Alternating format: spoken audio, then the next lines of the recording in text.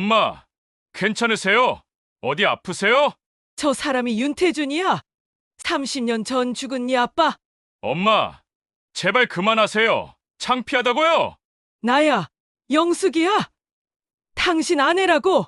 죄송합니다만 전 당신을 모릅니다. 안 돼. 이럴 순 없어. 분명히 당신이 맞아. 제가 당신 남편이었다고요. 기억해줘요. 제발 우리를 기억해줘요. 미안합니다. 정말 미안합니다. 오늘 사연 시작하기 전에 무료 버튼인 구독과 좋아요 꾹 눌러주세요. 그리고 지금 이 영상을 어디에서 듣고 계신지 지역이나 장소를 댓글로 남겨주세요. 그러면 여러분들에게 복이 찾아올 거예요. 한영숙의 하루는 새벽 5시에 시작됩니다. 알람 소리보다 먼저 눈이 떠지는 건 이제 습관이 되어버렸죠. 강남구 대치동 구축 아파트 15평 남짓한 공간, 벽지는 벗겨지고 형광등은 깜빡거리지만 영숙에게는 지난 30년의 전부였습니다. 침대에서 몸을 일으키는 영숙의 동작은 느립니다. 무릎이 시큰거렸어요. 어제 시장을 다녀오느라 너무 많이 걸어서였죠. 57세의 몸은 예전 같지 않습니다. 아침마다 관절이 뻐근하고 허리를 펴는 것도 조심스러워요. 하지만 영숙은 아픈 내색을 하지 않았습니다. 아들 민재 앞에서는 더더욱 그랬죠. 부엌으로 향하는 영숙의 발걸음이 거실을 가로지릅니다. 낡은 소파, 20년 된 텔레비전, 그리고 벽에 걸린 남편 윤태준의 사진. 영숙은 잠시 걸음을 멈추고 사진을 바라봅니다. 20대 후반의 젊은 얼굴, 환하게 웃고 있는 남편의 모습. 사진 속 윤태준은 영원히 그 나이 그대로였어요. 오늘도 좋은 하루 보내세요, 태준아. 영숙은 작은 목소리로 중얼거립니다. 매일 아침 영숙이 남편에게 건네는 인사였죠. 30년이 지났지만 영숙은 여전히 남편과 대화를 나눴어요. 혼자 사는 게 외로울 때면 사진 앞에 앉아 하루 일과를 이야기하곤 했습니다. 부엌에 들어선 영숙은 냉장고 문을 엽니다. 어제 시장에서 사온 무와 배추, 고등어가 영숙을 맞이했어요. 영숙의 손은 자동으로 움직이기 시작합니다. 물을 꺼내 씻고 도마 위에 올려놓고 칼을 듭니다. 채를 써는 동작 하나하나가 정확했어요. 30년 동안 매일 반복해온 일이었으니까요. 칼질을 하면서 영숙은 생각에 잠깁니다. 1996년 여름, 그날이 떠올랐어요. 남편 윤태준이 제주도로 출장을 간다고 했던 날. 영숙은 김포공항까지 남편을 배웅했습니다. 3살짜리 민재를 안고 말이죠. 영숙아, 이틀이면 돌아올게. 민재 잘 부탁해. 윤태준은 아내와 아들의 머리를 쓰다듬으며 웃었어요. 그게 마지막이었습니다. 영숙이 본 남편의 마지막 모습이었죠. 비행기는 제주 앞바다에 추락했고 윤태준은 돌아오지 않았습니다. 사는 게 다 그렇지. 기대 안 하면 실망도 없어. 영숙은 자신에게 되뇌이며 칼질을 계속합니다. 이 말은 영숙이 30년 동안 스스로에게 해온 주문이었어요. 기대하지 않기로 했습니다. 행복을 바라지 않기로 했죠. 그저 하루하루 버티는 것, 그게 영숙의 삶이었습니다. 뉴스는 연일 비행기 추락 사고를 보도했어요. 영숙은 텔레비전 앞에서 밤을 새웠습니다. 생존자 명단이 발표될 때마다 남편의 이름을 찾았죠. 하지만 윤태준의 이름은 어디에도 없었어요. 사망자 명단에도 생존자 명단에도. 김포공항 유가족 대기실로 불려갔을 때 영숙은 현실을 받아들여야 했습니다. 공항 직원이 차갑게 말했어요. 부인, 생존 가능성은 희박합니다. 시신 수습이 완료되면 연락드리겠습니다. 하지만 연락은 오지 않았습니다. 바다에 추락한 비행기는 산산조각이 났고 많은 승객의 시신을 찾지 못했어요. 윤태준도 그 중 하나였습니다. 영숙은 남편의 시신도 보지 못한 채 장례를 치러야 했죠. 빈관 앞에서 영숙은 무너졌습니다. 28배 나이에 과부가 되어버린 거예요. 품에 안긴 3살배기 민재는 아빠를 찾으며 울었습니다. 영숙도 울고 싶었어요. 하지만 울 수가 없었습니다. 아들을 키워야 했으니까요. 항공사에서 받은 보상금으로 영숙은 이 아파트를 샀습니다. 대치동 구축 아파트 15평짜리 작은 공간이었지만 영숙과 민재에게는 둘만의 보금자리였어요. 하지만 돈은 생각보다 빨리 바닥났습니다. 영숙은 일을 해야 했죠. 반찬 가게를 시작한 건 우연이었습니다. 동네 아주머니가 영숙의 김치를 먹어보고는 장사를 해보라고 권했어요. 영숙은 망설였지만 선택의 여지가 없었습니다. 아파트 1층 작은 상가를 월세로 얻어 영숙이네 반찬 간판을 걸었죠. 처음엔 동네 사람들이 동정심으로 반찬을 사갔습니다. 젊은 나이에 남편을 잃고 혼자 아이를 키우는 영숙이 안쓰러웠던 거죠. 하지만 영숙의 반찬 맛은 진짜였어요. 입소문이 나면서 손님이 늘어났습니다. 영숙은 새벽부터 밤까지 일했어요. 1998년 IMF가 터졌습니다. 나라 전체가 흔들렸어요. 동네 가게들이 하나둘 문을 닫았습니다. 영숙의 가게도 위기였죠. 손님이 반으로 줄었어요. 하지만 영숙은 버텼습니다. 반찬 가격을 낮추고 양을 늘렸어요. 새벽 4시에 일어나 밤 11시까지 일했습니다. 민재는 엄마가 집에 없는 시간이 많아졌어요. 혼자 밥을 먹고 혼자 숙제를 했습니다. 영숙은 아들에게 미안했죠. 하지만 어쩔 수 없었어요. 살기 위해서는 일을 해야 했으니까요. 2020년 코로나가 왔습니다. 세상이 멈췄어요. 사람들은 집 밖으로 나오지 않았습니다. 반찬 가게 매출은 반토막이 났죠. 영숙은 또다시 위기를 맞았습니다. 하지만 이번에도 영숙은 버텼어요. 배달앱에 가게를 등록했습니다. 새벽 배송을 시작했죠. 50대 중반의 몸으로 계단을 오르내리며 반찬을 배달했어요. 무릎은 아팠고 허리는 휘청거렸습니다. 하지만 영숙은 멈추지 않았죠. 지금 영숙의 손은 거칩니다. 주름이 깊게 파였고 손가락 관절은 굵어졌어요. 칼질을 하다 보면 손목이 저리곤 합니다. 하지만 영숙은 계속 일했죠. 아들 민재를 대학까지 보냈습니다. 민재는 이제 30살 작은 중소기업에서 일하고 있어요. 엄마, 나 결혼하려고.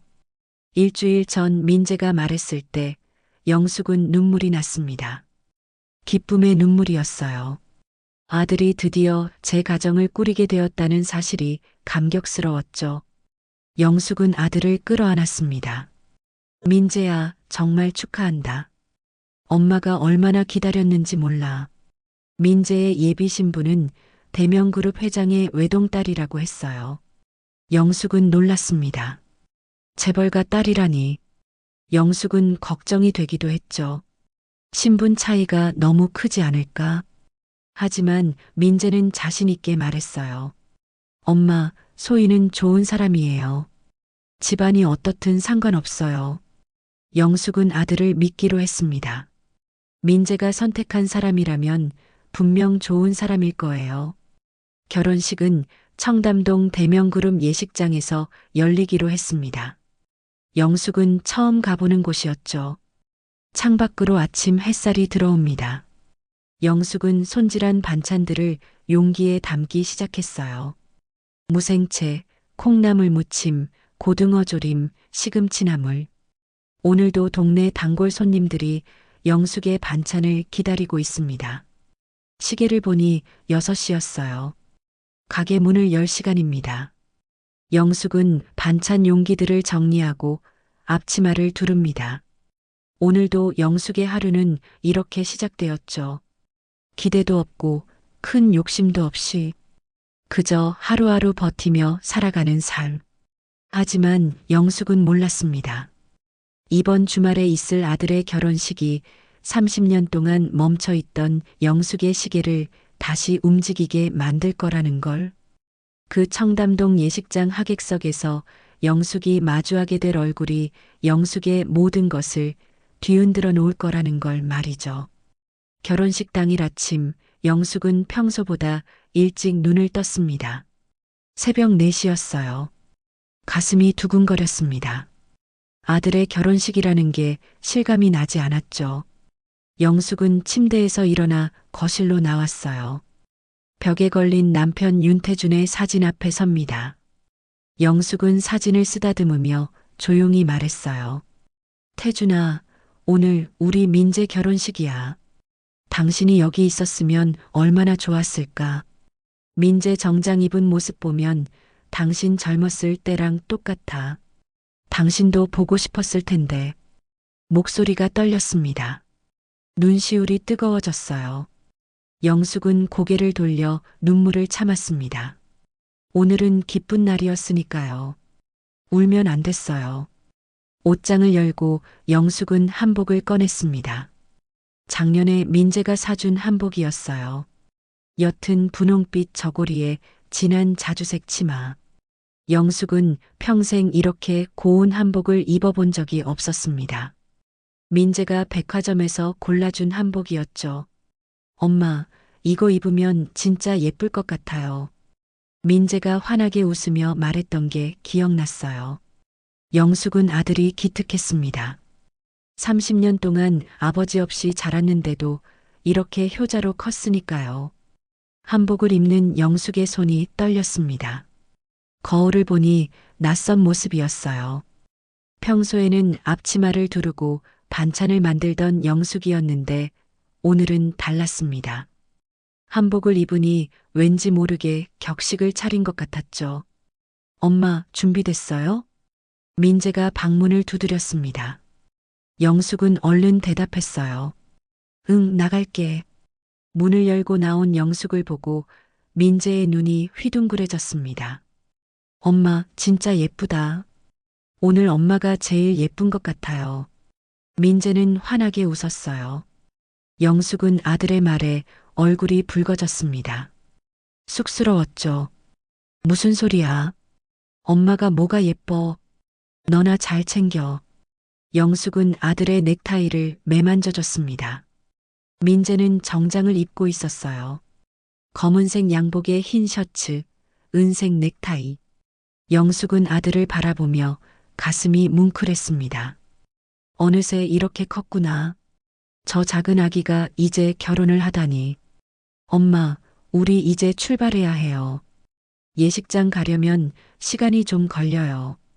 민재가 시계를 보며 말했습니다. 영숙은 고개를 끄덕였어요. 청담동 예식장, 영숙은 한 번도 가본 적이 없는 곳이었습니다. 재벌가의 예식장이라니. 영숙은 긴장되기도 하고 설레기도 했죠. 택시를 타고 청담동으로 향했습니다. 창밖 풍경이 점점 달라졌어요. 낡은 건물들이 사라지고 높은 빌딩과 고급 상가들이 나타났습니다. 영숙은 창밖을 내다보며 조용히 생각에 잠겼어요. 이런 동네에 사는 사람들과 우리가 사돈이 되다니. 영숙은 왠지 모를 불안감이 들었습니다. 신분 차이가 너무 컸어요. 영숙은 평생 반찬 가게를 운영하며 살았는데 상대는 재벌가였으니까요. 하지만 민재는 자신 있어 했습니다. 영숙은 아들을 믿기로 했죠. 택시가 예식장 앞에 멈췄습니다. 영숙은 숨을 들이마셨어요. 건물이 엄청나게 컸습니다. 유리로 된 외벽, 높은 천장, 화려한 조명. 영숙은 이런 곳에 와본 적이 없었어요. 엄마, 이쪽으로 오세요. 민재가 영숙의 손을 잡고 안으로 들어갔습니다. 예식장 로비는 더 화려했어요. 대리석 바닥, 큰 샹들리에 벽면을 가득 채운 꽃장식. 영숙은 주눅이 들었습니다. 민재 어머니시죠? 저는 신부 측 코디네이터예요. 이쪽으로 안내해 드릴게요. 젊은 여성이 다가와 공손하게 인사했습니다. 영숙은 어색하게 고개를 숙였어요. 코디네이터를 따라 복도를 걸어갑니다. 복도 양옆에는 커다란 사진들이 걸려 있었어요.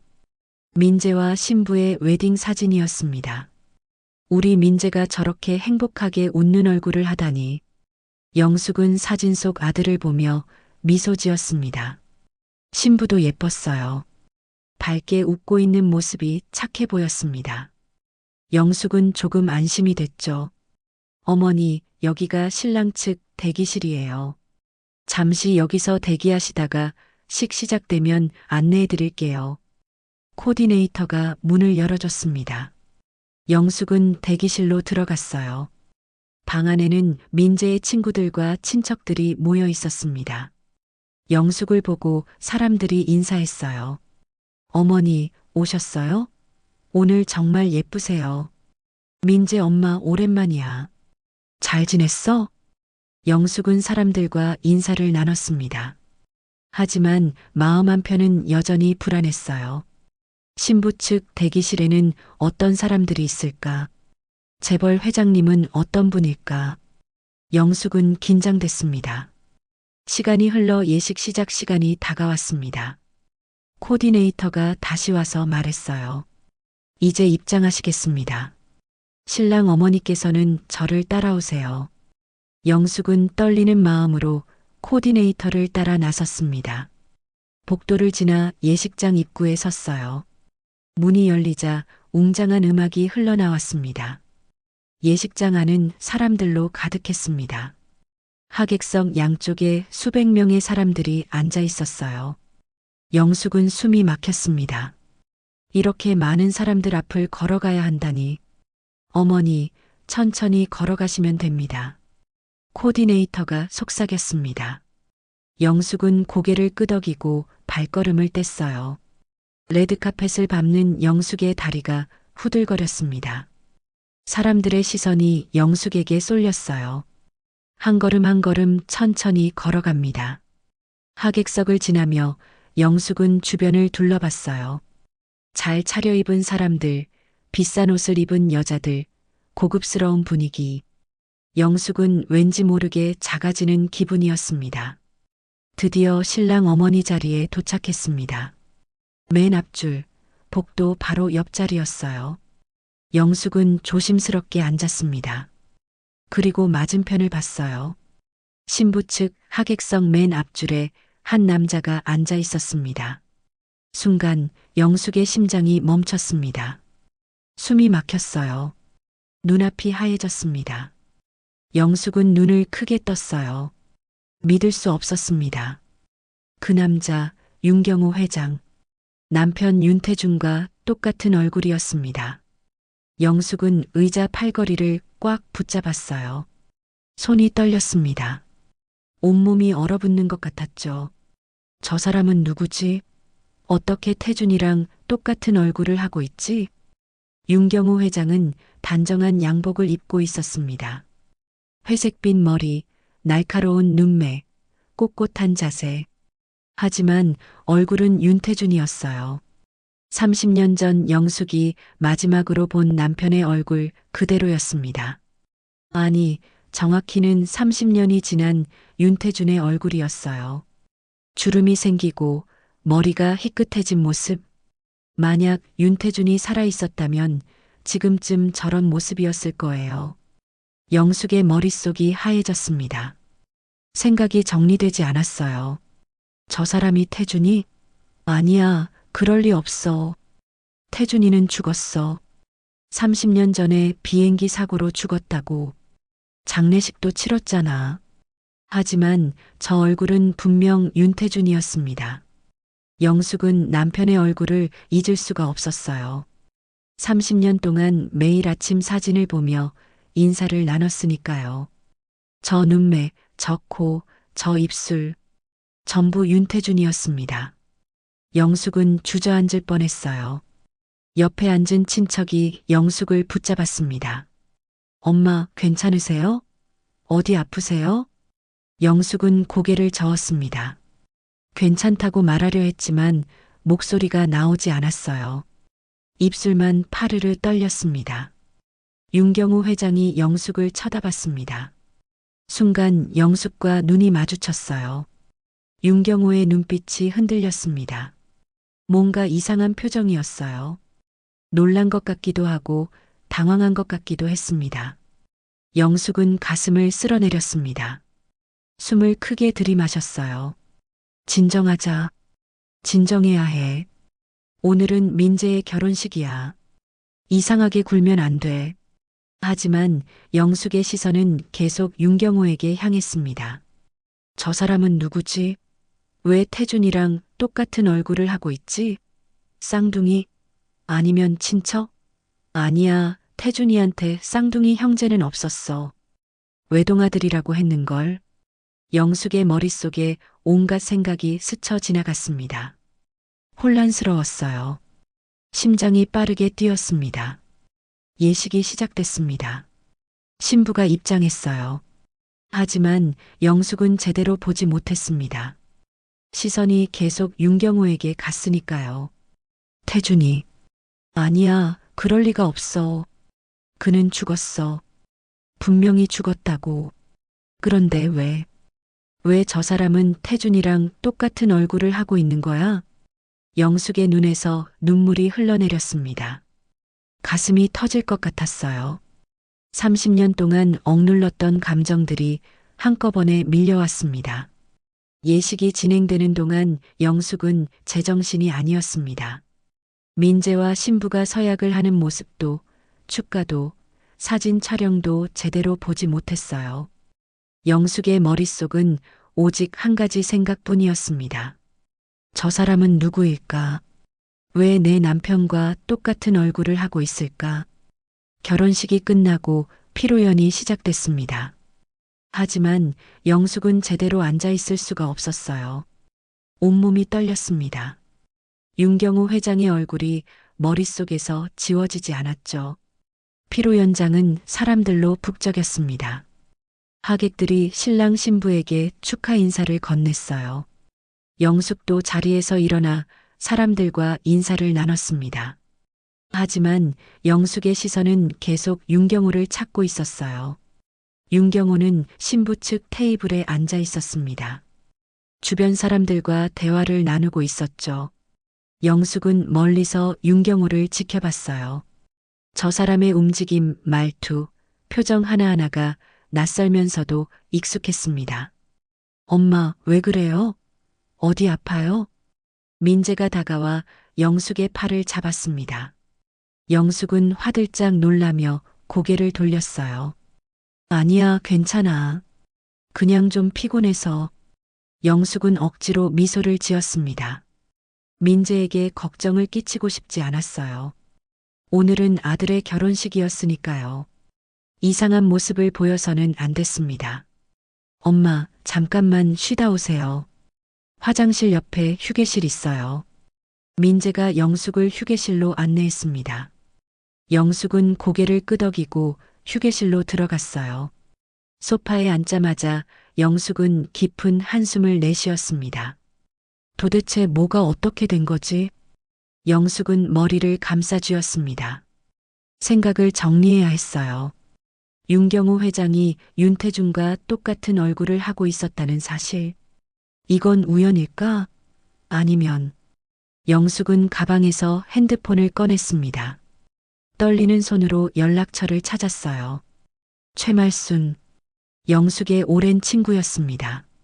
말순은 1990년대에 김포공항에서 일했던 공무원이었어요. 비행기 사고가 났을 때 말순도 현장에 있었습니다. 영숙은 말순에게 전화를 걸었습니다. 신호음이 몇 번 울렸어요. 그리고 말순의 목소리가 들렸습니다. 여보세요? 영숙아. 말순아, 나야. 지금 시간 돼? 급하게 만나고 싶은데. 영숙의 목소리는 떨렸습니다. 말순은 영숙의 심각한 목소리를 알아챘어요. 무슨 일이야? 목소리가 왜 그래? 전화로는 말 못해. 지금 당장 만날 수 있어? 말수는 잠시 망설이다가 대답했습니다. 그래, 어디서 볼까? 우리 예전에 자주 가던 카페 괜찮아? 응, 거기서 보자. 1시간 후에 영숙은 전화를 끊고 피로 연장으로 돌아갔습니다. 민재에게 급한 일이 생겨서 먼저 나가봐야 한다고 말했어요.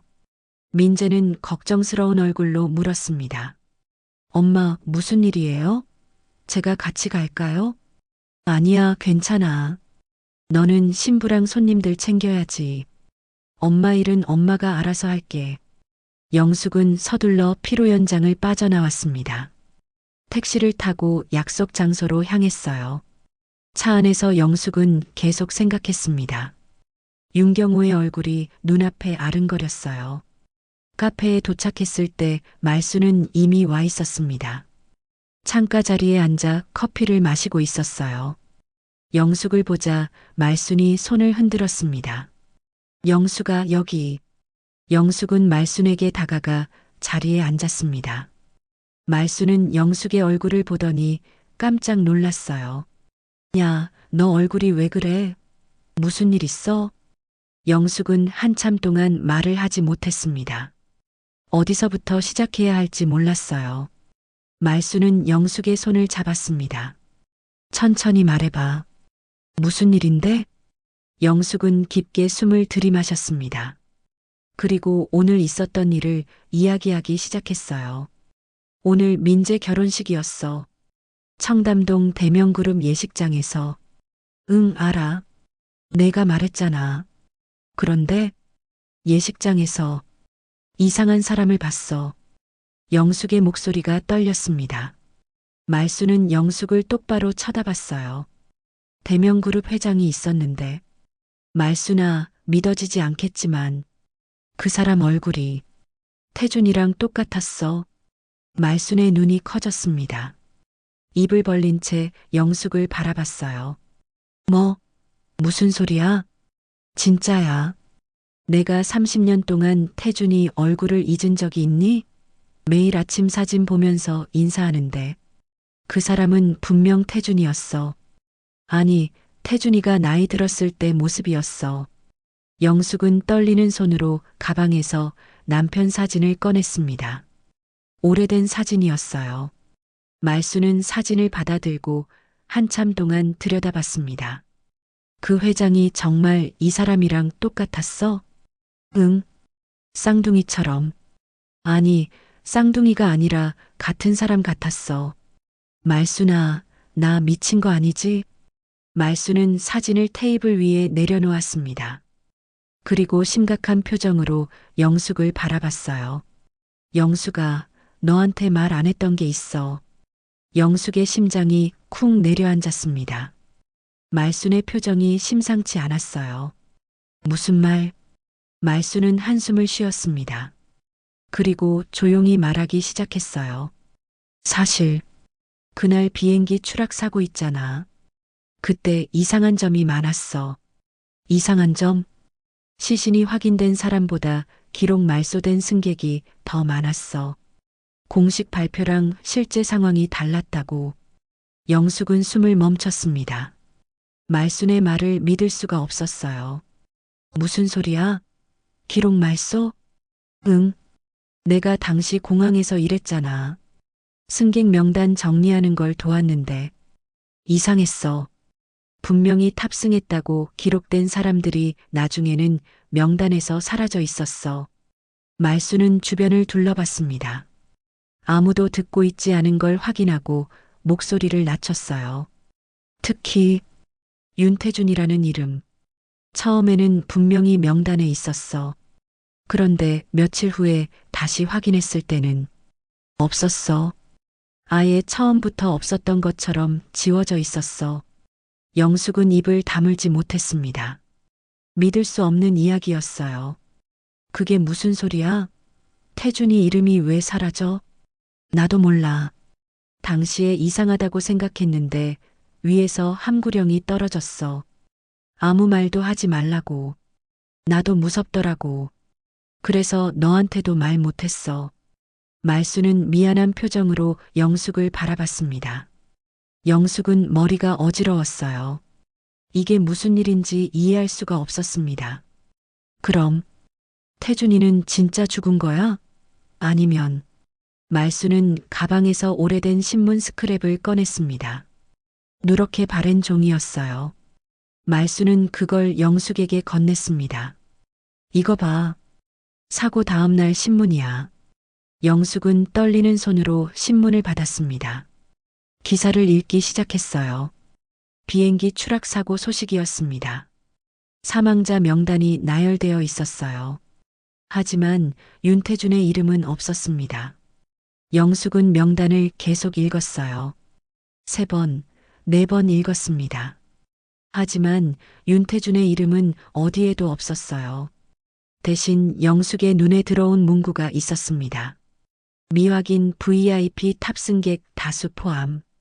영숙은 신문을 내려놓았습니다. 손이 떨렸어요. 가슴이 터질 것 같았습니다. 말순아, 이게 무슨 뜻이야? VIP 탑승객? 그때 소문이 있었어. 재벌가 사람들이나 정부 고위 인사들이 그 비행기에 탔었다고. 그런데 그 사람들 신원은 공개하지 않았대. 영숙의 머릿속이 복잡해졌습니다. 윤태준은 평범한 항공 엔지니어였어요. VIP가 아니었습니다. 그런데 왜 윤태준의 이름이 명단에서 사라진 걸까? 혹시 태준이가 VIP였을까?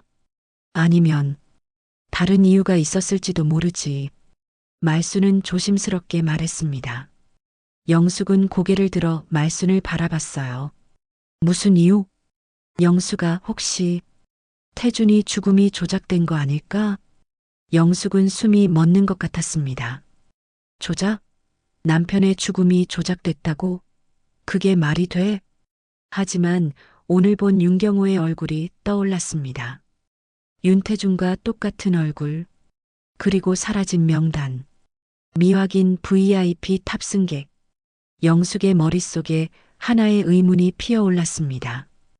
혹시 태준이가 살아있는 건 아닐까?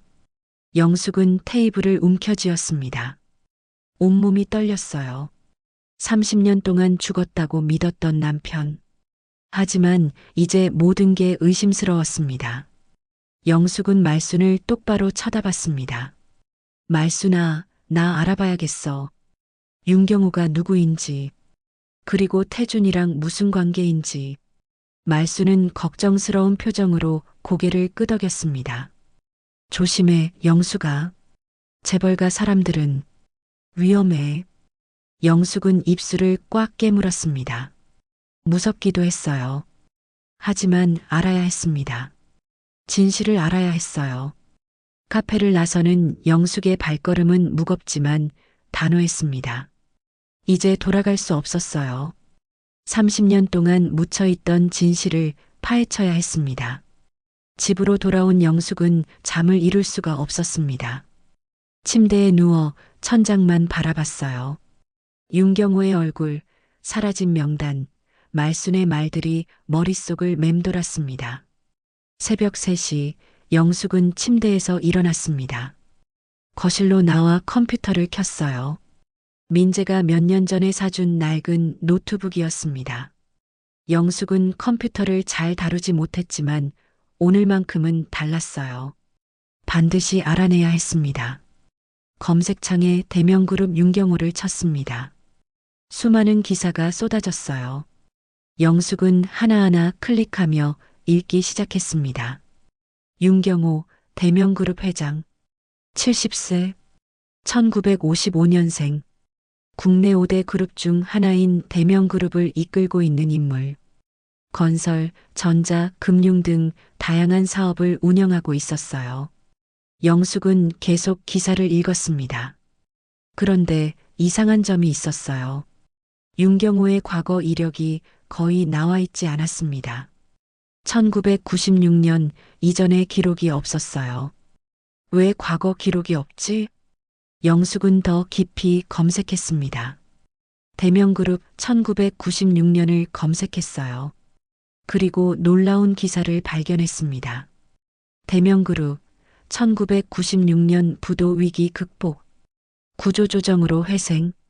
영숙은 기사를 자세히 읽었습니다. 1996년 여름 대명그룹은 부도 직전까지 몰렸었다고 해요. 하지만 갑자기 대규모 투자가 들어오면서 위기를 넘겼다고 했습니다. 그리고 그때 윤경호가 새 회장으로 취임했다고 나와 있었어요. 1996년 여름, 바로 태준이가 사고 난 그해 영숙의 손이 떨렸습니다. 우연이 아니었어요. 분명 뭔가 연결고리가 있었습니다. 영숙은 더 검색했습니다. 대명그룹 1996년 윤경호 취임을 쳤어요. 관련 기사가 몇 개 나왔습니다. 하지만 대부분 간단한 보도 자료였어요. 자세한 내용은 없었습니다. 그때 영숙의 눈에 작은 기사 하나가 들어왔습니다. 2000년대 초반에 쓰인 칼럼이었어요. 제목은 재벌가의 숨겨진 비밀들이었습니다. 영숙은 조심스럽게 기사를 열었습니다. 칼럼은 여러 재벌가의 뒷이야기를 다루고 있었어요. 그중 대명그룹에 관한 내용이 있었습니다.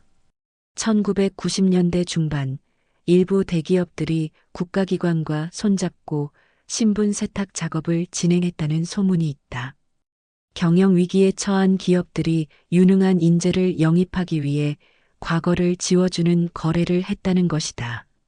물론 확인되지 않은 소문이지만 영숙은 숨을 멈췄습니다. 신분 세탁? 과거를 지워준다? 손이 떨렸어요. 마우스를 잡은 손에 힘이 들어갔습니다. 영숙은 기사를 계속 읽었습니다. 특히 대명그룹의 경우 1996년 갑자기 나타난 윤경호 회장의 정체에 대해 의문을 제기하는 목소리가 있었다. 하지만 언론사들은 이 문제를 깊이 파고들지 않았다. 대명그룹의 압력이 있었다는 소문도 있다. 영숙은 컴퓨터 화면을 뚫어져라 바라봤습니다. 심장이 빠르게 뛰었어요. 모든 게 연결되고 있었습니다. 윤태준의 사라진 명단, 대명그룹의 부도 위기, 윤경호의 갑작스러운 등장, 그리고 신분 세탁? 설마 태준이가 윤경호가 됐다는 건가? 영숙은 머리를 감싸쥐었습니다. 말도 안 되는 소리 같았어요. 하지만 모든 정황이 그쪽을 가리키고 있었습니다. 다음 날 아침 영숙은 민재에게 전화를 걸었습니다. 민재야, 엄마야. 신부. 아니, 소희한테 부탁 좀 할 수 있을까? 엄마, 무슨 부탁인데요? 소희 좀 만날 수 있을까? 엄마가 할 말이 있어서. 민재는 잠시 망설이다가 대답했습니다. 알았어요. 물어볼게요. 1시간 후 민재에게서 연락이 왔습니다. 소희가 오늘 오후에 만날 수 있다고 했어요. 청담동 카페에서 보기로 했습니다. 영숙은 떨리는 마음으로 카페로 향했습니다. 소희는 이미 와서 기다리고 있었어요. 단정한 원피스를 입고 앉아있는 모습이 우아했습니다. 어머니 오셨어요. 소희가 일어나 공손하게 인사했습니다. 영숙도 어색하게 인사를 받았어요. 소희야, 바쁜데 시간 내줘서 고마워. 아니에요, 어머니. 무슨 말씀하실 게 있으세요? 영숙은 자리에 앉았습니다. 어떻게 시작해야 할지 막막했어요. 하지만 물어봐야 했습니다. 소희야, 너희 아버지 윤경호 회장님 말이야. 혹시 아버지에 대해 아는 거 있니? 소희는 고개를 갸우뚱했습니다. 아버지요? 무슨 말씀이세요? 아버지가 언제부터 회장이셨는지, 그 전에는 뭘 하셨는지 혹시 아니? 소희는 잠시 생각하더니 조심스럽게 대답했습니다. 저도 잘 몰라요. 아버지는 자기 과거 이야기를 거의 안 하셨거든요. 전혀? 네. 제가 어렸을 때 한번 여쭤본 적이 있어요. 할아버지, 할머니는 어디 계시냐고. 그랬더니 아버지가 화를 내시면서 다시는 묻지 말라고 하셨어요. 영숙의 가슴이 철렁했습니다. 과거를 숨기고 있다는 증거였어요. 그런데 어머니, 왜 갑자기 이런 걸 물어보세요? 소희가 의아한 표정으로 물었습니다. 영숙은 잠시 망설이다가 조심스럽게 말했어요. 소희야, 사실은 결혼식 때 너희 아버지를 봤는데 엄마 남편이랑 너무 닮았더라고. 소희의 눈이 커졌습니다. 어머니, 남편님이요? 돌아가신 분 말씀이세요? 응. 엄마 남편도 윤태준이라고 성도 같아. 그래서 혹시 친척이신가 싶어서. 소희는 고개를 저었습니다. 글쎄요.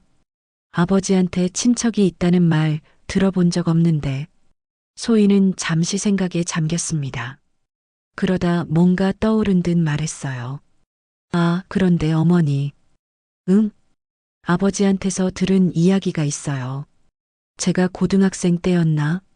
아버지가 술 드시고 집에 오신 적이 있었어요. 평소에는 절대 술을 안 드시는 분인데 그날은 취하셨더라고요. 영숙은 소희의 말에 집중했습니다. 그때 아버지가 이상한 말씀을 하셨어요. 제주도에 대한 이야기였어요. 제주도? 영숙의 심장이 쿵 내려앉았습니다. 네. 아버지가 30년 전 제주도에 갔다가 기억을 잃고 돌아왔다고 하셨어요. 영숙은 숨이 멎는 것 같았습니다. 30년 전 제주도. 윤태준이 탔던 비행기가 추락한 곳이었어요. 기억을 잃었다고? 네. 그날 이후로 모든 게 달라졌다고 하셨어요. 성격도 말투도 심지어 좋아하는 음식까지 다 바뀌었대요. 소희는 담담하게 말했지만 영숙에게는 충격적인 내용이었습니다. 어머니도 아시다시피 아버지는 되게 차가운 분이잖아요. 감정 표현도 잘 안 하시고. 근데 그날 아버지가 우시면서 말씀하시더라고요. 자기가 누군지 모르겠다고. 영숙의 눈에서 눈물이 흘러내렸습니다. 손이 떨렸어요. 가슴이 터질 것 같았습니다. 소희야, 혹시 너희 아버지 예전 이름 아니? 소희는 고개를 저었습니다. 모르겠어요. 아버지는 항상 윤경호였어요. 적어도 제가 알기로는요. 영숙은 가방에서 손수건을 꺼냈습니다. 눈물을 닦으려고요. 그때 가방 속에서 오래된 종이 한 장이 떨어졌어요. 말순이 준 신문 스크랩이었습니다. 영숙은 떨리는 손으로 종이를 주었습니다. 종이를 꽉 움켜쥐었어요. 손에 힘이 들어가면서 종이가 구겨졌습니다. 기억을 잃었다. 30년 전 제주도. 영숙의 머릿속이 복잡했습니다. 이제 확신이 들었어요. 윤경호는 윤태준일 가능성이 높았습니다. 하지만 기억을 잃었다고 했어요. 기억상실? 아니면 기억 조작? 영숙은 입술을 깨물었습니다. 만약 정말로 윤경호가 윤태준이라면 누가 왜 이런 일을 벌인 걸까? 대명그룹? 국가기관? 돈과 권력 때문에? 어머니, 괜찮으세요? 소희가 걱정스러운 목소리로 물었습니다. 영숙은 고개를 들어 소희를 바라봤어요. 소희야, 엄마가 너희 아버지 좀 만나볼 수 있을까? 소희는 놀란 표정을 지었습니다. 아버지를요? 왜요? 엄마가 확인하고 싶은 게 있어서. 제발 부탁이야. 영숙의 간절한 눈빛에 소희는 망설이다가 고개를 끄덕였습니다. 알겠어요. 아버지한테 말씀드려 볼게요. 영숙은 소희의 손을 꽉 잡았습니다. 고마워, 소희야. 정말 고마워. 카페를 나서는 영숙의 발걸음은 무거웠지만 단호했습니다. 이제 직접 윤경호를 만나야 했어요. 그 남자가 정말 윤태준인지 아니면 다른 누군가인지 30년 동안 숨겨졌던 진실을 밝혀낼 때가 온 것입니다. 일주일 후 영숙은 소희에게서 전화를 받았습니다. 윤경호 회장이 만나주겠다고 했어요. 장소는 재벌가 별장이었습니다. 민재와 소희의 신혼여행 전 가족 모임이 있다고 했죠. 영숙은 떨리는 마음으로 준비를 했습니다. 거울 앞에서 몇 번이나 옷을 갈아입었어요. 무엇을 입어야 할지, 어떻게 말을 꺼내야 할지 막막했습니다. 엄마, 준비됐어요? 차 왔어요. 민재가 문을 두드렸습니다. 영숙은 마지막으로 거울을 보고 깊게 숨을 들이마셨어요. 이제 돌아갈 수 없었습니다. 차를 타고 1시간을 달렸습니다. 서울 외곽의 한적한 곳에 자리한 별장이었어요. 높은 담장 너머로 웅장한 건물이 보였습니다. 영숙은 입을 다물지 못했어요. 와, 여기가 별장이라고? 네, 엄마. 소인의 집 별장이래요.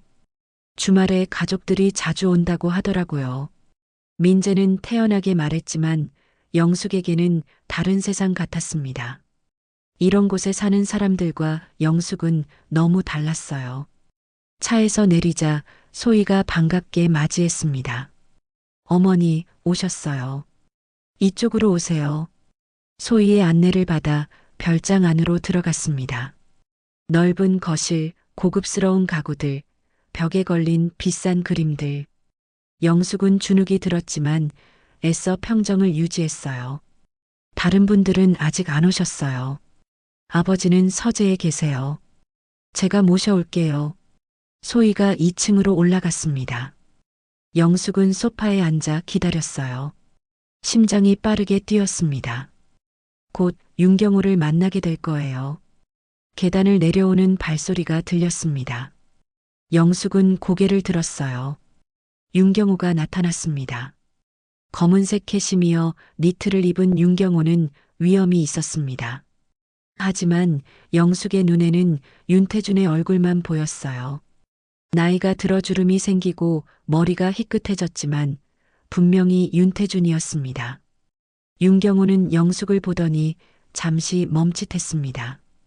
표정이 굳었어요. 뭔가 동요하는 듯 했습니다. 처음 뵙겠습니다. 민재 어머니시죠? 윤경호가 공손하게 인사했습니다. 목소리는 낮고 차분했어요. 하지만 영숙은 그 목소리에서 낯익은 무언가를 느꼈습니다. 네, 한영숙이라고 합니다. 영숙의 목소리가 떨렸습니다. 윤경호와 눈이 마주쳤어요. 순간 윤경호의 눈빛이 흔들렸습니다. 뭔가 알 수 없는 감정이 스쳐 지나갔어요. 앉으시죠. 윤경호가 맞은편 소파에 앉았습니다. 영숙도 조심스럽게 자리에 앉았어요. 둘 사이에 침묵이 흘렀습니다. 소희한테 들었습니다. 저를 만나고 싶다고 하셨다면서요? 윤경호가 먼저 입을 열었습니다. 영숙은 고개를 끄덕였어요. 네. 회장님께 여쭤보고 싶은 게 있어서요. 무엇이든 물어보십시오. 윤경호는 침착했습니다. 하지만 영숙은 윤경호의 손이 미세하게 떨리고 있는 걸 봤어요. 긴장하고 있다는 증거였습니다. 영숙은 가방에서 오래된 사진을 꺼냈습니다. 윤태준의 사진이었어요. 젊은 시절의 사진, 환하게 웃고 있는 남편의 모습. 회장님, 이 사람 아세요? 영숙이 사진을 윤경호에게 내밀었습니다. 윤경호는 사진을 받아들었어요. 사진을 본 순간 윤경호의 얼굴이 창백해졌습니다. 손이 떨렸습니다. 사진을 쥔 윤경호의 손이 부들부들 떨렸어요. 입술이 파르르 떨렸습니다.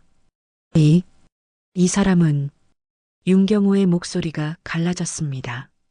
평소의 침착함은 온데간데 없었어요. 영숙은 윤경호의 반응을 놓치지 않고 지켜봤습니다. 제 남편입니다. 윤태준이라고 해요.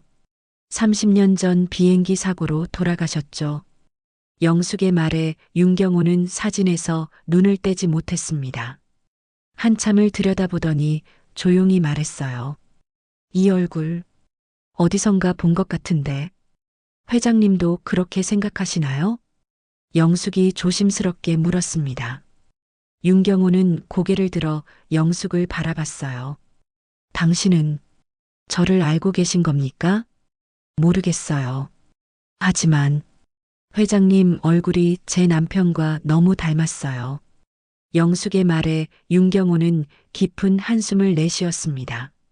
사진을 테이블 위에 내려놓고 얼굴을 감쌌어요. 솔직히 말씀드리겠습니다. 저는 제 과거를 기억하지 못합니다. 영숙의 심장이 쿵 내려앉았습니다. 기억하지 못한다고요? 네. 30년 전 제주도에서 깨어났을 때 저는 아무것도 기억나지 않았습니다. 제 이름도 가족도 어디서 왔는지도. 윤경호의 목소리는 떨렸습니다. 처음으로 약한 모습을 보이는 것 같았어요. 그때 누군가 저를 병원으로 데려갔습니다. 고급 병동이었어요. 그리고 깨어났을 때 손에 명함이 쥐어져 있었습니다. 윤경호라는 이름이 적힌 명함. 영숙은 숨을 죽이고 들었습니다. 그 후로 저는 윤경호로 살아왔습니다. 대명그룹 회장으로 살았죠. 하지만 늘 뭔가 이상했습니다. 제가 누구인지, 왜 여기 있는지 알 수 없었어요. 윤경호는 손으로 머리를 쓸어 올렸습니다. 특히 당신을 봤을 때 머리가 깨질 듯 아팠습니다. 결혼식 때부터요. 영숙의 눈에서 눈물이 흘러내렸습니다. 그럼 회장님이 제 남편일 수도 있다는 거예요? 윤경호는 대답하지 못했습니다. 고개를 숙인 채 침묵했어요. 바로 그때 현관문이 열렸습니다. 다른 가족들이 도착한 거예요. 소희의 어머니와 친척들이었습니다. 여보 왔어요. 소희의 어머니가 밝게 인사했습니다. 하지만 거실의 무거운 분위기를 느끼고 표정이 굳었어요. 무슨 일이에요? 저녁 식사 시간이 됐습니다. 넓은 식탁에 음식이 차려졌어요. 하지만 영숙은 음식이 목으로 넘어가지 않았습니다. 계속 윤경호를 쳐다봤어요. 윤경호도 불편해 보였습니다. 음식을 거의 먹지 않고 술만 마셨어요. 소주잔을 비우고 또 비웠습니다. 아버지, 술 너무 많이 드시는 거 아니에요? 소희가 걱정스럽게 말했습니다. 하지만 윤경호는 듣지 않았어요. 계속 술을 마셨습니다. 식사가 끝나고 사람들은 거실로 이동했습니다. 영숙은 화장실을 다녀온다는 핑계로 자리를 떴어요. 복도를 걷다가 테라스에 서 있는 윤경호를 발견했습니다. 영숙은 조심스럽게 다가갔습니다. 윤경호는 밤하늘을 바라보고 있었어요. 술에 취한 것 같았습니다. 회장님, 영숙이 조용히 불렀습니다. 윤경호는 뒤를 돌아봤어요. 눈이 충혈되어 있었습니다. 당신, 정말 제가 윤태준이라고 생각하십니까? 윤경호의 목소리는 떨렸습니다.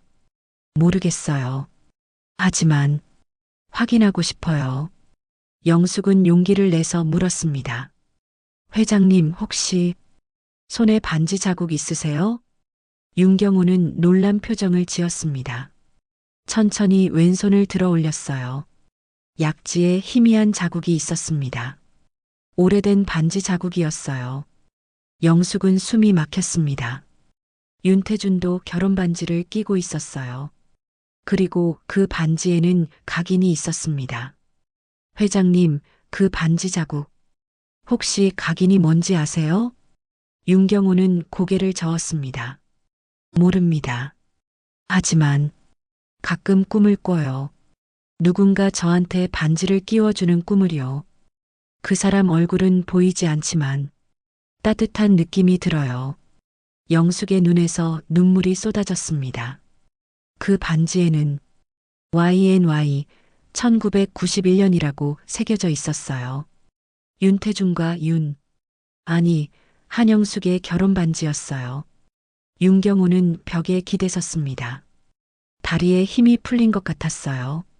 바로 그때 민재가 테라스로 나왔습니다. 엄마, 여기서 뭐 하세요? 다들 찾고 있잖아요. 민재는 영숙의 팔을 잡았습니다. 영숙이 윤경호와 단둘이 있는 걸 불편해하는 것 같았어요. 민재야, 잠깐만. 엄마, 제발 그만하세요. 회장님께 실례해요. 민재의 목소리가 높아졌습니다. 영숙은 아들의 얼굴을 봤어요. 화가 나 있었습니다.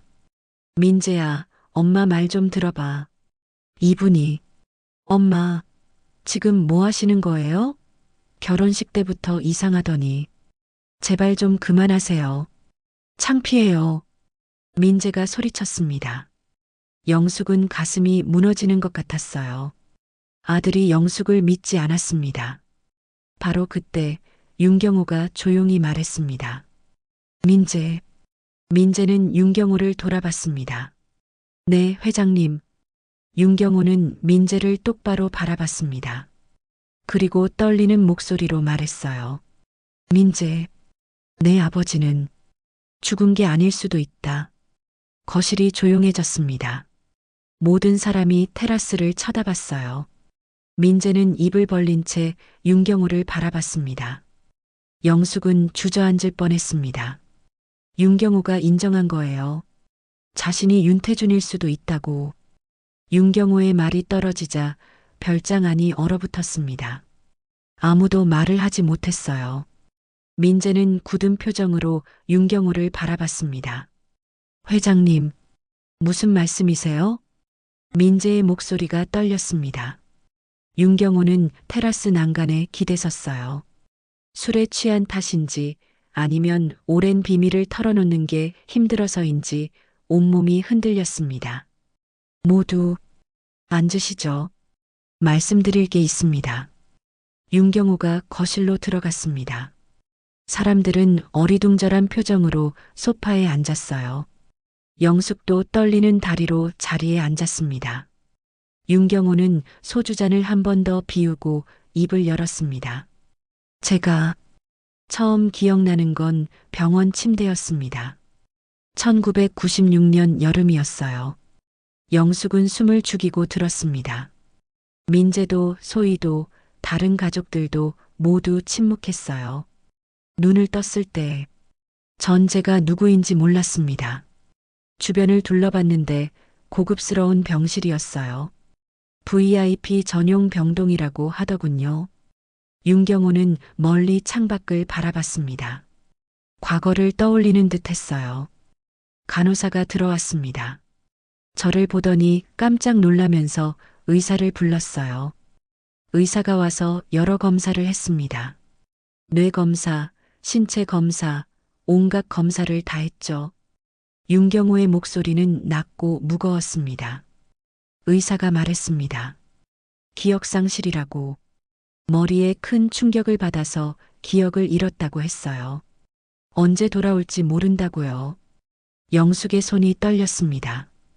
가슴이 두근거렸어요. 그때 한 남자가 병실로 들어왔습니다. 양복을 입은 중년 남자였어요. 처음 보는 사람이었지만 저를 보더니 안도하는 표정을 지었습니다. 누구였습니까? 민재가 조심스럽게 물었습니다. 윤경호는 쓴웃음을 지었어요. 대명그룹 전무였습니다.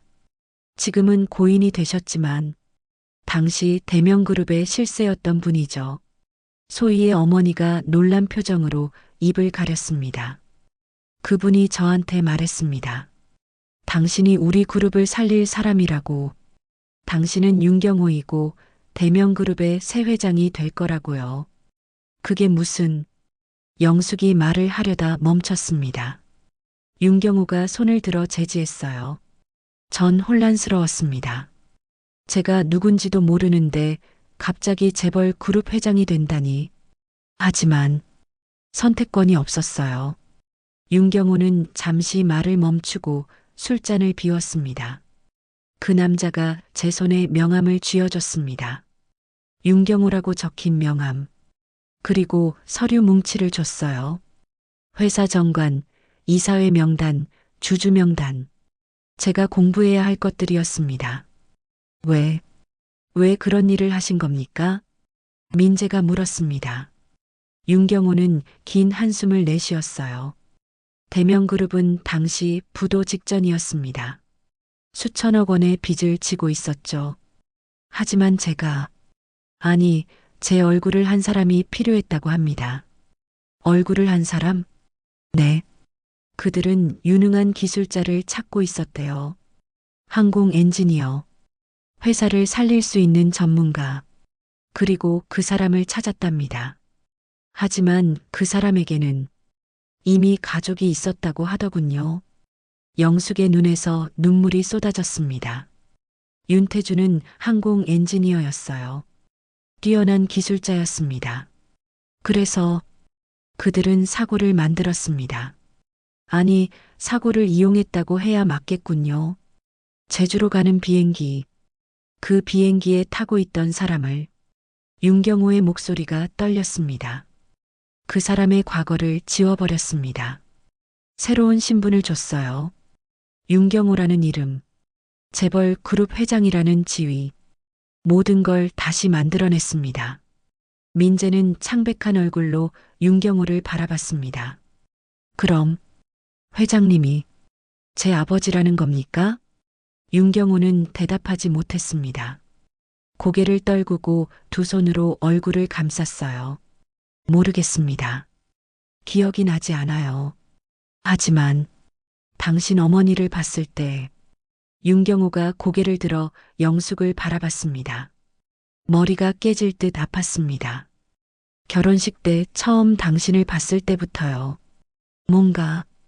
뭔가 중요한 걸 잊어버린 것 같은 느낌이 들었어요. 영숙은 일어나 윤경호에게 다가갔습니다. 떨리는 손으로 윤경호의 손을 잡았어요. 회장님, 아니, 혹시... 영숙은 차마 이름을 부르지 못했습니다. 목이 메었어요.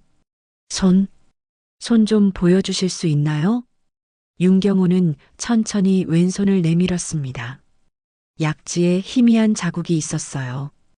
오래된 반지를 끼고 있었던 흔적이었습니다. 영숙은 손가락으로 그 자국을 쓰다듬었습니다. 여기 반지를 끼고 계셨죠? 네. 병원에서 깨어났을 때 반지가 없었습니다. 하지만 이 자국은 남아 있었어요. 저는 이 자국이 무엇을 의미하는지 늘 궁금했습니다. 영숙은 가방에서 작은 상자를 꺼냈습니다. 오래된 벨벳 상자였어요. 30년 동안 간직해온 물건이었습니다. 상자를 열자 반지 하나가 나왔습니다. 남자용 결혼 반지였어요. 은색 반지, 안쪽에 작은 글씨가 새겨져 있었습니다. 이게 제 남편 윤태준의 결혼 반지예요.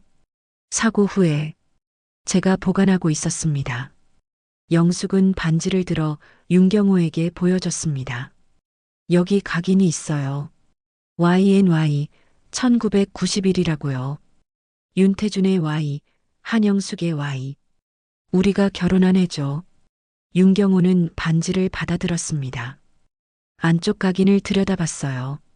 손이 떨렸습니다. YNY. 윤경호는 중얼거렸습니다. 그 순간 윤경호의 얼굴이 일그러졌어요.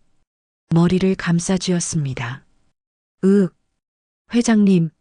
소희가 놀라서 달려왔습니다.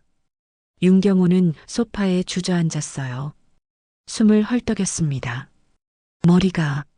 머리가 아파요. 뭔가 떠오르려고 하는데 영숙도 윤경호 옆에 무릎을 꿇었습니다. 뭐가 보이세요? 뭐가 기억나세요? 윤경호는 눈을 감았습니다. 이마에 땀이 맺혔어요. 공항, 김포공항이 보여요. 여자가 아기를 안고 서 있어요. 손을 흔들고 있어요. 영숙의 눈에서 눈물이 쏟아졌습니다. 그게 저예요. 저랑 민재예요. 여자가 울고 있어요. 가지 말라고 하는데 윤경호의 목소리가 떨렸습니다. 저는 괜찮다고 이틀이면 돌아온다고 말했어요. 그리고 윤경호가 눈을 떴습니다. 눈에 눈물이 고여 있었어요. 그게 마지막이었어요. 비행기에 탔어요. 그리고 그 다음은 기억이 안 나요. 병원에서 깨어났을 때까지 아무것도 기억나지 않습니다. 영숙은 윤경호를 껴안았습니다. 30년 만에 남편을 다시 만난 것 같았어요. 태준아, 정말 당신이에요? 하지만 윤경호는 조심스럽게 영숙을 밀어냈습니다. 죄송합니다. 확실하지 않아요. 제가 정말 윤태준인지. 민재가 다가왔습니다. 눈에 눈물이 고여 있었어요. 회장님, 아버지가 맞으세요? 윤경호는 민재를 바라봤습니다. 한참을 들여다보더니 손을 뻗었어요. 민재의 얼굴을 쓰다듬었습니다. 너를 보면 가슴이 아파요. 왜 그런지 모르겠어요. 하지만 미안한 마음이 들어요. 내가 나를 기다렸을 거라는 생각이 들어요. 민재는 윤경호의 손을 잡았습니다. 제가 아버지 얼굴도 기억 못해요. 너무 어렸으니까. 하지만 엄마가 매일 아버지 사진 보면서 우셨어요. 30년 동안요. 윤경호는 영숙을 다시 바라봤습니다. 당신을 본 순간 머리가 깨질 듯 아팠소. 뭔가 중요한 사람이라는 걸 느꼈어요. 하지만 누군지는 알 수 없었습니다. 영숙은 고개를 끄덕였습니다. 괜찮아요. 천천히 기억하면 돼요. 중요한 건 당신이 살아있다는 거예요. 하지만 윤경호는 고개를 저었습니다. 아직 확실하지 않습니다. 제가 정말 윤태준인지 아니면 단순히 닮은 다른 사람인지 확실한 증거가 필요해요. 소희가 조심스럽게 말했습니다. DNA 검사를 하면 어떨까요? 민재 오빠랑 아버지랑 검사를 하면 친자 관계를 알 수 있잖아요. 모두가 소희를 바라봤습니다. 윤경호는 잠시 생각하더니 고개를 끄덕였어요. 그렇게 합시다. 그게 확실한 방법이겠군요. 영숙은 가슴이 두근거렸습니다. 드디어 진실을 알 수 있게 됐어요. 윤경호가 정말 윤태준인지 30년 만에 남편을 되찾는 건지. 밤은 깊어갔지만 아무도 잠들 수 없었습니다. 모두의 머릿속에는 하나의 질문만 맴돌았어요. 윤경호는 과연 누구일까? DNA 검사를 위해 병원에 갔습니다. 윤경호와 민재가 나란히 앉아 체열을 받았어요. 영숙은 옆에서 지켜봤습니다. 손이 떨렸어요. 곧 진실을 알게 될 거였습니다. 결과는 일주일 후에 나옵니다. 의사가 말했습니다. 일주일. 영숙에게는 너무 긴 시간이었어요. 하지만 기다려야 했습니다. 병원을 나서는데 영숙의 핸드폰이 울렸습니다. 모르는 번호였어요. 영숙은 전화를 받았습니다. 여보세요? 한영숙 씨이십니까? 낮은 남자 목소리가 들렸습니다. 나이 든 목소리였어요. 네, 그런데 누구세요? 제 이름은 중요하지 않습니다. 윤태준에 대해 알고 계신 것 같아서 연락드렸어요. 영숙의 심장이 쿵 내려앉았습니다. 어떻게 제 번호를 아세요? 당신은 누구십니까? 만나서 말씀드리겠습니다. 혼자 오십시오. 오늘 저녁 6시 한강공원 반포 지구 벤치에서 뵙겠습니다. 전화가 끊어졌습니다. 영숙은 핸드폰을 쥔 채 멍하니 서 있었어요. 엄마, 누구예요? 민재가 물었습니다. 영숙은 고개를 저었어요. 아무것도 아니야. 잘못 걸려온 것 같아. 영숙은 민재에게 말하지 않았습니다. 혹시 위험할 수도 있었으니까요. 하지만 영숙은 가야 했어요. 윤태준에 대한 진실을 알 수 있다면 어디든 갈 각오가 되어 있었습니다. 저녁 6시 영숙은 한강공원에 도착했습니다. 해가 지고 있었어요. 주변에는 산책하는 사람들이 보였습니다. 영숙은 벤치를 찾아 앉았어요. 10분쯤 지났을까? 한 남자가 다가왔습니다. 60대 후반쯤 되어 보이는 남자였어요. 회색 코트를 입고 모자를 눌러 쓰고 있었습니다. 한영숙 씨? 남자가 조용히 물었습니다. 영숙은 고개를 끄덕였어요. 당신은 누구십니까? 남자는 벤치에 앉았습니다. 주변을 살피더니 낮은 목소리로 말했어요. 저는 국정원에서 일했던 사람입니다. 이제는 은퇴했지만요. 국정원이요? 영숙은 놀랐습니다. 남자는 고개를 끄덕였어요. 1996년 김포 마이너스 제주 노선 비행기 추락 사고를 기억하십니까? 제 남편이 탔던 비행기예요. 알고 있습니다. 그래서 당신에게 진실을 말해드리려고 합니다. 남자는 깊은 한숨을 내쉬었습니다. 그 사고는 사고가 아니었습니다. 영숙의 숨이 멎었습니다. 무슨 말씀이세요? 의도된 폭파였습니다. 재벌가 내부 권력 투쟁 때문이었어요. 남자의 말에 영숙은 믿을 수가 없었습니다. 대명그룹은 당시 큰 위기에 처해 있었습니다. 회장과 전무 사이에 권력 다툼이 있었어요. 그리고 전무 측에서 극단적인 선택을 했습니다. 비행기를 폭파시켰다고요? 정확히는 특정 인물들을 제거하려고 했습니다. 회장 측 인사들이 그 비행기에 탑승했거든요. 하지만 계획이 틀어졌습니다. 남자는 주머니에서 오래된 사진을 꺼냈습니다. 두 남자가 찍힌 사진이었어요. 둘은 놀랍도록 닮아 있었습니다. 이 사람들을 아십니까? 영숙은 사진을 받아들었습니다. 한 명은 윤태준이었어요. 젊은 시절의 남편 모습이었습니다. 그리고 다른 한 명은 이 사람도 태준이처럼 생겼어요. 윤태준에게는 쌍둥이 형이 있었습니다. 윤태원이라는 이름이었죠. 영숙은 충격을 받았습니다. 윤태준에게 쌍둥이가 있었다고? 한 번도 들어본 적이 없었어요. 윤태준은 자신에게 쌍둥이 형이 있다는 걸 몰랐습니다. 어릴 때 헤어져서요. 입양 과정에서 형제가 갈라졌습니다. 남자는 계속 설명했습니다. 윤태원은 재벌가에 입양됐습니다. 대명그룹 선대 회장의 양아들이 됐어요. 하지만 능력이 부족했습니다. 회장은 실망했죠. 그리고 윤태원을 후계자에서 배제하려고 했습니다. 영숙은 사진을 뚫어져라 바라봤습니다. 윤태원은 절망했습니다. 재벌가에서 쫓겨날 위기였어요. 그때 윤태원은 자신에게 쌍둥이 동생이 있다는 걸 알게 됐습니다. 우연히 윤태준을 발견한 거예요. 그래서 윤태원은 계획을 세웠습니다.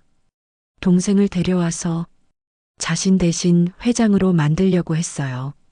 윤태준은 뛰어난 항공 엔지니어였습니다. 능력도 있고 똑똑했죠. 윤태원과는 달랐어요. 영숙의 손이 떨렸습니다. 하지만 윤태준에게는 가족이 있었습니다. 당신과 아들이 있었어요. 그래서 윤태원은 극단적인 방법을 선택했습니다. 비행기 사고. 네. 윤태준을 제주도로 보내고 비행기를 추락시켰습니다. 그리고 윤태준을 납치해서 병원으로 데려갔어요. 머리에 약물을 투여했습니다. 기억을 지우는 약이었죠. 영숙은 입을 막았습니다. 너무 끔찍한 이야기였어요.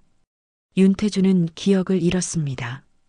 그리고 윤태원은 자신과 동생을 바꿔치기 했습니다. 윤태원이 윤태준의 신분을 갖고 윤태준은 윤경호. 아니, 윤태원의 이름으로 살게 된 거예요. 그럼 지금 대명그룹 회장은 윤태원입니다. 당신 남편의 쌍둥이 형이에요. 윤태준이 아닙니다. 영숙의 눈에서 눈물이 쏟아졌습니다. 그럼 윤경호는 윤태준이 아니었다는 건가요? 하지만 DNA 검사를 하면 쌍둥이는 DNA가 거의 같습니다. 일란성 쌍둥이라면 구별이 불가능해요. 영숙은 주저앉을 뻔했습니다. 그럼 제 남편은 어디 있어요? 태준이는 어디 있냐고요? 영숙이 소리쳤습니다. 남자는 조용히 대답했어요. 윤태준은 살아 있습니다. 제가 확인했어요. 영숙의 심장이 멎는 것 같았습니다. 어디 있어요? 윤태원은 동생을 완전히 제거하지 못했습니다. 피가 섞인 형제였으니까요. 그래서 윤태준을 시골 요양원에 숨겨뒀습니다. 기억을 잃은 채로요. 남자는 주머니에서 종이 한 장을 꺼냈습니다. 이 주소로 가보십시오. 거기에 당신 남편이 있을 겁니다. 영숙은 떨리는 손으로 종이를 받았습니다. 강원도 산골의 주소가 적혀 있었어요. 왜 이제 와서 이걸 말씀하시는 거예요? 남자는 쓸쓸하게 웃었습니다. 저도 이 일에 관여했었습니다. 국가기관이 재벌가와 손잡고 신분 세탁을 도왔어요. 저는 그걸 묵인했습니다. 양심의 가책에 30년 동안 괴로웠어요. 남자는 일어섰습니다. 이제 저는 떠나야 합니다. 이 이야기는 아무에게도 하지 마십시오. 윤태원은 위험한 사람입니다. 당신과 당신 아들을 해칠 수도 있어요. 잠깐만요. 증거는요? 이걸 어떻게 증명해요? 남자는 고개를 저었습니다. 증거는 없습니다. 모두 없앴으니까요. 하지만 당신 남편을 만나보십시오. 그가 증거입니다. 남자는 어둠 속으로 사라졌습니다. 영숙은 종이를 꽉 쥐고 벤치에 앉아 있었어요. 머릿속이 복잡했습니다. 윤경호는 윤태준이 아니었어요. 쌍둥이 형 윤태원이었습니다. 그리고 진짜 윤태준은 강원도 어딘가에 살아있다고 했어요. 영숙은 핸드폰을 꺼냈습니다. 민재에게 전화를 걸려다 멈췄어요. 뭐라고 설명해야 할까? 이 복잡한 이야기를 어떻게 말해야 할까? 아니, 먼저 확인해야 했습니다. 직접 가서 윤태준을 만나봐야 했어요. 그게 진짜 남편인지 확인해야 했습니다. 영숙은 일어섰습니다. 집으로 돌아가 짐을 쌌어요. 내일 아침 첫 차로 강원도로 갈 작정이었습니다. 그날 밤 영숙은 잠을 이루지 못했습니다. 남편 윤태준의 사진을 보며 울었어요. 30년 만에 다시 만날 수 있을까? 정말 살아있을까? 새벽이 밝았습니다. 영숙은 작은 가방을 들고 집을 나섰어요. 버스 터미널로 향했습니다. 강원도로 가는 버스 안에서 영숙은 창밖을 바라봤습니다. 산과 들이 펼쳐졌어요. 점점 도시에서 멀어지고 있었습니다. 태준아, 기다려. 내가 간다. 30년 만에 다시 만나자. 영숙의 눈에서 눈물이 흘러내렸습니다. 하지만 이번에는 슬픔의 눈물이 아니었어요. 희망의 눈물이었습니다. 버스는 계속 달렸습니다. 영숙을 태우고 진실을 향해, 그리고 30년 전 잃어버린 사랑을 향해 달려갔습니다. 버스는 4시간을 달려 강원도 산골 마을에 도착했습니다. 영숙은 작은 가방을 들고 내렸어요. 주변은 온통 산과 나무뿐이었습니다. 사람도 거의 보이지 않는 조용한 마을이었죠. 영숙은 종이에 적힌 주소를 보며 걸었습니다. 좁은 길을 따라 20분쯤 걸었을까요? 작은 건물이 나타났어요. 낡은 2층 건물, 간판에는 평화요양원이라고 적혀 있었습니다. 영숙은 깊게 숨을 들이마셨습니다. 떨렸어요. 정말 윤태준이 여기 있을까? 30년 만에 남편을 다시 만날 수 있을까? 문을 열고 들어가자 복도가 나타났습니다. 조용했어요. 멀리서 텔레비전 소리가 들렸습니다. 영숙은 복도를 따라 걸었어요. 누구세요? 한 간호사가 나타났습니다. 50대쯤 되어 보이는 여성이었어요. 여기 환자분 한 분을 찾아왔는데요. 누구를 찾으시는데요? 영숙은 망설이다가 물었습니다. 혹시 윤태준이라는 분 계세요? 간호사는 고개를 갸우뚱했습니다. 윤태준? 그런 이름은 없는데요. 혹시 다른 이름 아니세요? 영숙의 가슴이 철렁 내려앉았습니다. 잘못 찾아온 걸까? 그런데 20년 넘게 계신 분이 한 분 있긴 해요. 이름을 모르는 환자분이요. 이름을 모른다고요? 네. 기억을 잃으신 분이에요. 신원을 알 수 없어서 그냥 구 선생님이라고 부르고 있어요. 영숙의 심장이 빠르게 뛰었습니다. 그분, 볼 수 있을까요? 간호사는 잠시 망설이다가 고개를 끄덕였어요. 이쪽으로 오세요. 복도 끝 방으로 안내받았습니다. 간호사가 문을 두드렸어요. 구 선생님, 손님 오셨어요. 문이 열렸습니다. 작은 방이었어요. 창가에 한 남자가 앉아 있었습니다. 70대쯤 되어 보이는 남자였어요. 흰머리에 주름진 얼굴. 영숙은 숨을 멈췄습니다. 그 남자 윤태준이었어요. 나이가 들어 주름이 깊어지고 머리가 하얗게 새었지만 분명히 윤태준이었습니다. 영숙이 30년 동안 사랑했던 남편의 얼굴이었어요. 태준아. 영숙의 목소리가 떨렸습니다. 눈에서 눈물이 쏟아졌어요. 남자는 영숙을 쳐다봤습니다. 고개를 갸우뚱했어요. 저를 아세요? 목소리도 윤태준이었습니다. 조금 늙었지만 영숙이 기억하는 그 목소리였어요. 태준아, 나야. 영숙이야. 당신 아내. 영숙은 다가가 윤태준의 손을 잡았습니다. 윤태준은 영숙의 손을 내려다봤어요. 표정이 어두웠습니다. 미안합니다. 저는 당신을 기억하지 못하겠어요. 영숙의 가슴이 무너졌습니다. 윤태준도 기억을 잃었어요. 30년 동안 이곳에서 혼자 살았던 거였습니다. 괜찮아요. 천천히 기억하면 돼요. 영숙은 가방에서 사진을 꺼냈습니다. 젊은 시절 둘이 함께 찍은 사진이었어요. 신혼여행 때 찍은 사진이었습니다. 이 사진 봐요. 이게 우리예요. 우리 결혼했어요. 그리고 아들도 있어요. 민재라고. 윤태준은 사진을 받아들었습니다. 한참 동안 들여다봤어요. 손가락으로 사진 속 영숙을 쓰다듬었습니다. 이 사람, 예쁘네요. 윤태준이 조용히 말했습니다. 영숙은 울음을 터뜨렸어요. 당신이 그렇게 말했어요. 결혼식 날, 나보고 예쁘다고. 윤태준은 영숙을 바라봤습니다. 눈빛이 흔들렸어요. 제가 정말 당신 남편이었나요? 네. 우리 사랑했어요. 정말 많이. 영숙은 윤태준의 손을 꽉 잡았습니다. 따뜻했어요. 살아있었습니다. 남편이 살아있었어요. 그때 영숙의 핸드폰이 울렸습니다. 민재였어요. 영숙은 전화를 받았습니다. 엄마, 어디 가셨어요? 연락도 안 되고. 민재야, 엄마 지금 아버지 찾았어. 전화 너머로 침묵이 흘렀습니다. 뭐라고요? 아버지를? 응. 강원도에 계셔.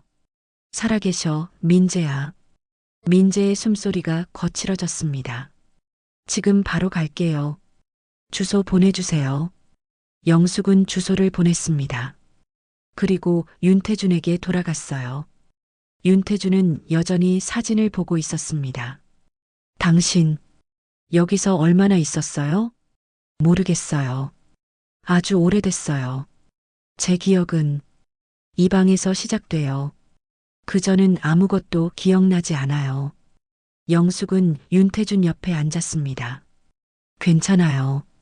이제 우리가 함께 할게요. 가족이 함께 있으면 기억도 돌아올 거예요. 그날 저녁 민재와 소희가 도착했습니다. 민재는 요양원 문을 열고 들어왔어요. 영숙이 나와서 맞이했습니다. 엄마, 민재야, 조용히 해. 아버지 놀라시겠다. 민재는 방으로 들어갔습니다. 창가에 앉아 있는 윤태준을 봤어요. 민재의 눈에서 눈물이 흘렀습니다. 아버지. 윤태준은 민재를 바라봤습니다. 고개를 갸우뚱했어요. 당신이 제 아들이라고요? 네. 저 민재예요.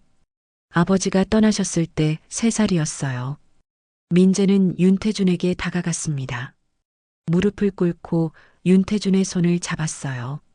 30년 동안 아버지 보고 싶었어요.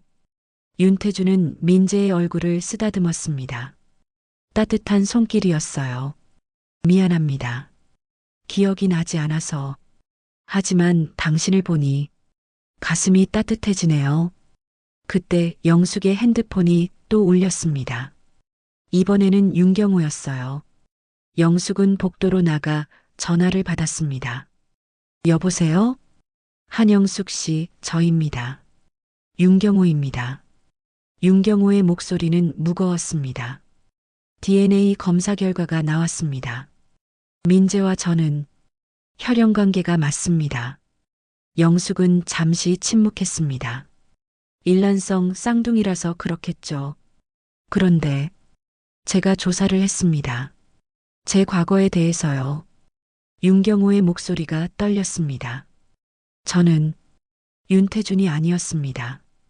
윤태원이라는 이름이 쌍둥이 형이었습니다. 알고 있어요. 영숙이 조용히 말했습니다. 어떻게 누군가 알려줬어요. 그리고 진짜 태준이를 찾았어요. 지금 여기 같이 있어요. 전화 너머로 긴 한숨이 들렸습니다. 그렇군요. 다행입니다. 정말 다행이에요. 윤경호는 잠시 말을 멈췄습니다. 한영숙 씨, 그리고 민재에게 전해주십시오. 제가 정말 미안하다고. 제 욕심 때문에 당신들의 30년을 빼앗았습니다. 당신 잘못이 아니에요. 당신도 피해자였잖아요. 영숙의 말에 윤경호는 울먹였습니다.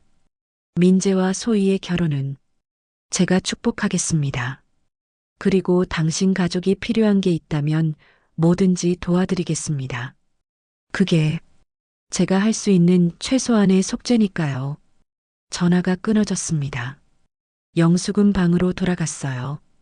민재는 윤태준과 이야기를 나누고 있었습니다. 아버지, 이제 서울로 가요. 우리 집에서 같이 살아요. 윤태준은 고개를 저었습니다. 저는 기억도 없는 사람인데 괜찮아요. 천천히 기억하면 돼요. 가족이 함께 있으면 언젠가는 기억이 돌아올 거예요. 영숙도 윤태준의 손을 잡았습니다. 태준아, 우리 집으로 가자. 그곳에 당신 사진도 있고 우리 추억도 있어. 같이 보면서 천천히 기억해보자. 윤태준은 영숙과 민재를 바라봤습니다. 눈에 눈물이 고였어요. 고맙습니다. 저 같은 사람을 받아주셔서. 며칠 후 영숙의 아파트에 윤태준이 왔습니다.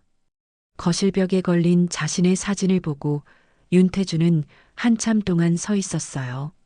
이게 저였군요. 젊었네요. 영숙은 윤태준 옆에 섰습니다. 응, 그때 당신 28이었어. 참 잘생겼었지. 윤태준은 영숙을 돌아봤습니다. 조금 웃었어요. 지금도 예쁘세요. 사진 속 여자분이랑 똑같아요. 영숙의 눈에서 눈물이 흘렀습니다. 행복한 눈물이었어요. 저녁이 됐습니다. 식탁에 영숙, 윤태준, 민재, 소희가 둘러앉았어요. 영숙이 만든 저녁이었습니다.